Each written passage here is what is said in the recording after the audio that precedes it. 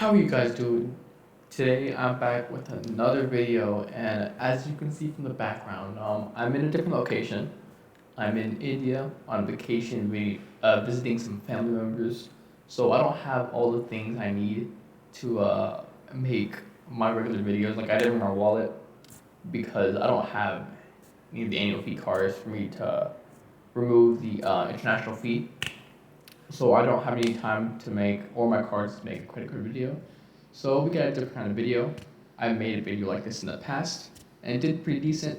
So today we're going to talk about, as you see from the title, the credit card ladder, and what you need to do and what cards are at the next level from what you're at. So, um, as a brief overview, we have the type of levels that I think are in the credit card ecosystem. Level one, you have the student cards, which is your basic cards you would get in college. Don't need any credit history, stuff like that. Then you have the secured cards. You can put in an initial deposit, and then that would be your credit line for the month. Your starter cards, usually the ones that you can get started with the cashback programs, although it's not very beneficial, but it gets you started with the credit points. Then you have your rookie cards, arguably the most popular for beginners to start off with, as it gets your foot in the door to a lot of the point systems and points that you can redeem in the future to hotels, plane tickets, etc. Intermediate, which is arguably the most popular and the type of card and level that most adults have. Elite, which is mostly for huge travelers and business owners, and then the God tier, which is super, super exclusive and you can't really apply to them, but you have to instead get invited towards. So let's get right into it. Number one, you have the student cards.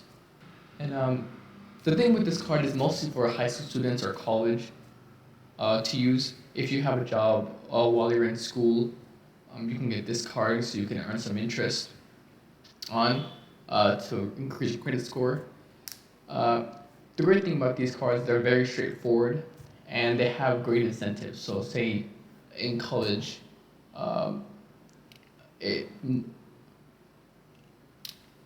a lot of the banks programs like Chase and Discover, you need to get a certain minimum GPA, like a 2.5 or something like that, and they give you a $20 bonus if you achieve that in the semester.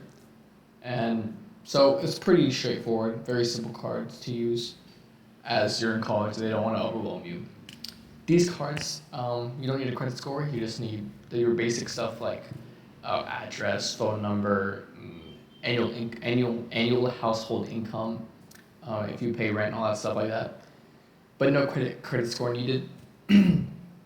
And so most people do get accepted for this, although there is the rare circumstance that someone might get rejected.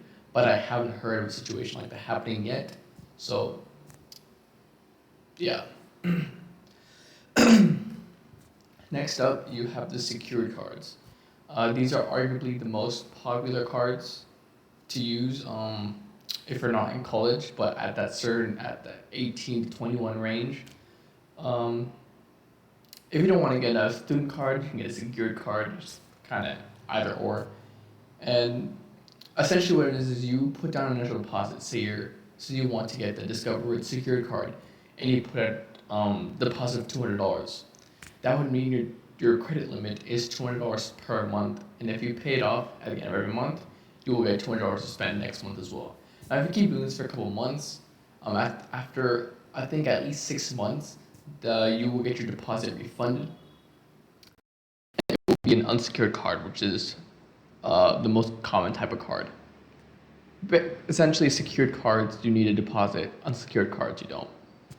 Now you don't need a credit history for some of these, but some may require you to have a little bit of credit history. So keep that in mind when you apply for one of the cards. Next up, you have the starter cards. Um, very, very popular for people getting into the ecosystem. Apple Card and the Double Cash are very, very popular cards. And this is the top tier of the baby cards when you're just getting started off. The great thing about these is that there's no annual fees, but they do have lots of benefits as well, which is why many beginners are attracted to these types of cards. I would recommend a credit score of at least 650, although people can get people can get the card if you have around a 600. But 650, you're pretty much guaranteed to get one of the cards. Next up, you have the rookie cards. I myself have the Freedom Flex card, and that was the most recent card I got. And these are the main entry points toward cashback rewards. Most of the cards in the rookie tier have no annual fees, but some do, so stay away from those, as you don't need to pay any annual fees yet. But you should have at least a credit score of around 700 to have a good chance of getting accepted. But I've seen people get accepted for these from 630 to 650. So as usual, the higher credit score you have, the more likely you are to get accepted. So at least 700, I would go to getting yourself accepted. Next, the most popular types of cards, the intermediate cards. Now we're getting into the big stuff. All the intermediate cards are going to have annual fees, so make sure you have a steady income. You can maximize your point potential when you apply for one of the cards. And these are the main gateway to get hotel points, lounge stays, airline credit, hotel stays, stuff like that. I would recommend some credit scores at least 750, but do not apply if you are under 720 because you most likely will get rejected. These are very popular cards, including the American Express Gold Card, which I think is the most popular credit card in the U.S. currently. Followed closely by the Chase Sapphire Preferred, which is one of my personal favorites because of the low annual fee that you get with all the benefits. American Express, Blue Business, Cash Preferred is great for groceries. And you have the World of Hyatt Hotel card, which gives you multiple points for Hyatt. The Bonvoy card used to be on here, but that is now removed because the annual fee has gone up because of all the benefits. So there's that.